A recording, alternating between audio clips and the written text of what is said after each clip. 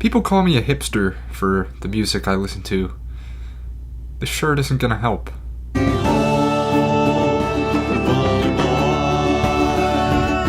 Anyway, I was spinning some records and I thought, I have enough over the past few months to make a video and talk about them.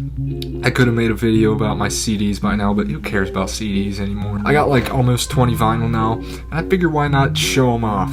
So, you know what? I'm just gonna try and make it short and sweet, little description of each one, why I like it, and we'll move on to the next one. So let's just get into it. First up, we got Beach House's Bloom. Other than Kids See Ghosts, if you count Kanye and Kid Cudi, then that counts, but this is the only band I think that I own more than one record of. So Beach House has got that. I just love Beach House, dude. They're the best dream pop duo of all time, in my opinion. This thing has got extremely lush beats, and Victoria, the way she sings, it just fits so well. These guys are a match made in heaven, and that's all I have to say. This is a new one right here. Just got it yesterday, actually. If you have not heard this album, Beyond the Fleeting Gales by Crying, it may very well be the best power pop album I've ever heard. Like it says here, they were influenced by Queen, REO Speedwagon, Van Halen, people like that. It is very uplifting, fun listen, and even the lyrics have a lot of depth to them too. This one right here was a waste of money, and not because it's a bad album. I mean, everyone loves Kanye's debut, The College Dropout, and I was really excited to get this. I mean, this is a classic, so it was nice to have, but it doesn't even work. I spent $20 on this, and all it does is skip, so it's a shame, but I got the vinyl at least. I can say I'm a proud owner of it, but that's about it. We got another classic right here, Pink Floyd's Wish You Were Here, which is definitely the best album for me, better than Dark Side of the Moon. I know some people like to make that argument, and I would agree wholeheartedly. This is psychedelic, prog rocky, only 5 songs but spans over like 40 minutes, and just the guitar riffs and overall feeling of this are incredible, especially the title track, which has just got to be one of the best songs ever made. So yeah, Pink Floyd. Another one we got here, Intervisions by Stevie Wonder. Definitely top 3 in his discography, probably behind Songs in the Key of Life. This is also a bummer because this album skips around a lot too, which is really a shame because it's only 9 songs. But man, this is the album that got me into Stevie. Living for the City is a song that got me into Stevie. Easily one of the best musicians of all time. Really, I don't know how you can make that good of music considering the circumstances. So Stevie's amazing, and he deserves all the props that he gets. Next up, we got Kid Cudi with Man on the Moon 2. I debated getting the first Man on the Moon, but at the time, I liked this project better, and I think I still do. Mainly just because, I mean, as good as the first one is, this one's more raw, more honest, I think, from Cudi, and there's not a single miss on here. Next up, we got Weezer's debut, which is probably their best album. I'd say the only ones really close to it are the White Album and Pinkerton, which I think the White Album's even better than Pinkerton, but that's an argument for another day. Man, great power pop project, and they kind of found their success overnight, but this thing has jams on it, catchy hooks, just fun songwriting, great pop rock, and the guitar riffs are really what make it. If you haven't heard this, Below the Heavens by Blue and Exile. If you have not heard this is one of the best rap albums of all time. Exile's uplifting production mixed with blues, detailed storytelling just makes for an amazing project. And on top of that, blues got one of the smoothest flows of all time.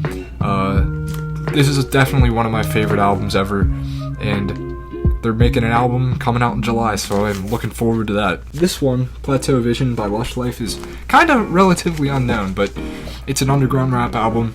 It really is probably one of the best brag rap records I've ever heard.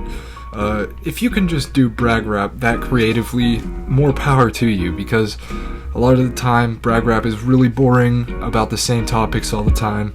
This does get into those same topics, but in such a creative manner with amazing production on this, and just the way Lush Life raps is so fun. the way he bounces off the beat.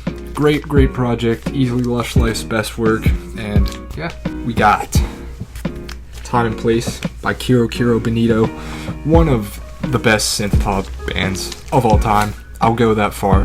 They only have 2 records out, or 3 records, I guess, but no one talks about Flamingo. Man, Sarah is something special.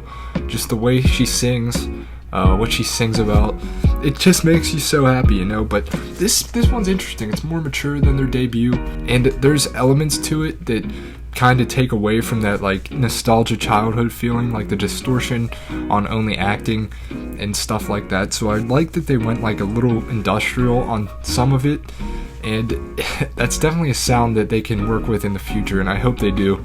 Next up, we got OK Computer by Radiohead, probably the most essential alt-rock album ever, and probably the most well-known alt-rock album ever. Very melancholy, but also has a lot of jams to it, like Airbag, Paranoid Android. I really love everything about it. I know people say it's not even top 3 in their discography and whatnot, but come on, man. Tom York is special. These guys don't really miss. They don't really have any bad albums per se. And OK Computer is just a classic, always will be a classic. Great songwriting, and this album is way ahead of its time. Next we got Since I Left You by the Avalanches. This one also came yesterday. Incredible. Every single thing you hear on this is a sample. Drums, vocals, instruments. It is insane that they were able to do this, and on top of that, make it so good, so happy. One of the happiest albums I've ever heard. It will be on repeat for so long. I am so happy to have this in the collection, and it sounds amazing on vinyl. Next up, we got King Crimson, In the Court of the Crimson King. This is one of the most important albums for prog rock. Only 5 songs, but they all span for a very long time. The thing you'll probably notice from this, if you've never heard it before, is the 21st Century Schizoid Man, which is what you'll hear on Kanye's Power. That samples the first song on this. So that's kind of what got my interest and why I checked this out. And man, the whole album holds up to the quality of that song. Love the aesthetic to it, and the story to it is really interesting too. Back to Beach House, we got 7, which I think is called 7 because it's their 7th album, but I'm no expert. This is just amazing, and I think it's their best album. I used to like Bloom the most, but this is taking the cake. It doesn't go on for too long. It's 12 or 10 songs, I think, and man, all of them are just amazing. Like, and it's their most creative project, I think. Like, a lot of times they kind of just built off of what they made before, but this one took a different approach. Like, there's some songs on here that are even bangers, like Lemon Glow. And when you think dream pop, you don't think bangers. Like, you usually think like just lay down and chill kind of music, but nah, this has some shoegaze to it. It's got dream pop and even some rock elements. There's electric guitars on it. 7 is amazing. If you have not listened to this, please do. Next up, we got Lord's Melodrama, which is easily one of the best pop records to come out of the last decade, and probably one of the best breakup albums too. Lord is so honest with her lyrics, and just the way she sings, puts words together, and the relatability of this is insane. Great album. I expect great things from Lord in the future. She seems to take her time with projects, so good for her. Next up, we got Hop Along with Bark Your Head Off Dog. This is an indie rock album. Frances Quinlan, the lead vocalist, is just absolutely amazing. Her voice can change. She's like the Kendrick of indie rock, the way she changes her voice. And the riffs on here are insane, and the guitar rhythms, the way they change up so much, and the storytelling on this is amazing. This is so underrated. I don't see people talk about this enough. Give it a listen if you're interested. Talked about this one earlier, Kid See Ghost, self-titled. Kanye and Kid Cudi reflecting on their mental demons. Just a great rap rock album sort of thing. Got some of the best songs in their catalog, and it's just a great project overall. Psychedelic is a good word to describe it. Yeah, everyone knows Kids See Ghosts. Last but not least, saving the best for last, you all know how much I love this album. Loveless, My Bloody Valentine. Easily the best shoegaze album ever. Nothing will ever be what Loveless is or do what Loveless did for the genre, which is kind of a shame because there's just no shoegaze as good as Loveless. But yeah, man, that's it for my collection. I am going to get more in the future. I'm always gonna be collecting stuff. So I'll see you in the next one, the next vinyl video, when I have like 20 more. So that might be a few years from now, but we'll see. Records are not cheap nowadays like they used to be, but it's fun. It's a good hobby. So yeah, thanks for watching. Hit the like, hit the sub if you want. I'm just saying that for the algorithm. But yeah, catch ya.